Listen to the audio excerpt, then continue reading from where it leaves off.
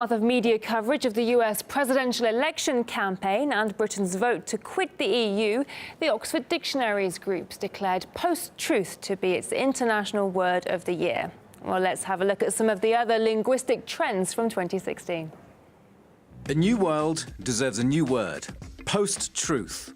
It's Oxford Dictionary's word of the year, and you'd better get used to it. It means relating to or denoting circumstances in which objective facts are less influential in shaping public opinion than appeals to emotion and personal belief. Basically, emotion beats truth. Here's an example. Unprecedented bombing. Look what they've been doing to eastern Aleppo. Hundreds of people were killed. Many have called it genocide. These children are too young to know what it really feels like to be safe. Pulling at your heartstrings rather than explaining a complex reality is what post-truth journalism seems to be about. Most journalists that work in the corporate media don't have any resources to do any kind of investigation, and in fact don't want to do any investigation.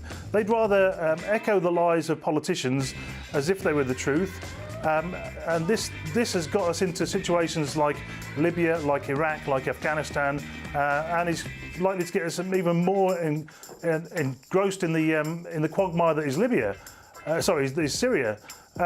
So we've destroyed countries based on lies. Another new concept that's being used to describe our new reality is filter bubble. You can become trapped in one by social media, when algorithms selectively guess what information you'd like to see. But there are also way bigger bubbles than Facebook ones. Take the bubble the majority of US politicians, media outlets and pollsters got themselves stuck in during the presidential election campaign. The idea of a Trump victory had got completely filtered out. Of course they all thought Clinton would win.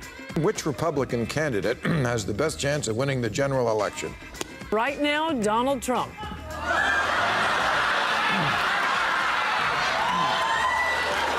Clinton today is more likely to win. Hillary Clinton's going to win in a landslide. We could be talking landslide. Liberal media so upset, visibly upset, about Donald Trump's victory. You're awake, by the way. You're not having a terrible, terrible dream. Also, you're not dead and you haven't gone to hell. This is your life now. This is our election now. This is us. This is our country.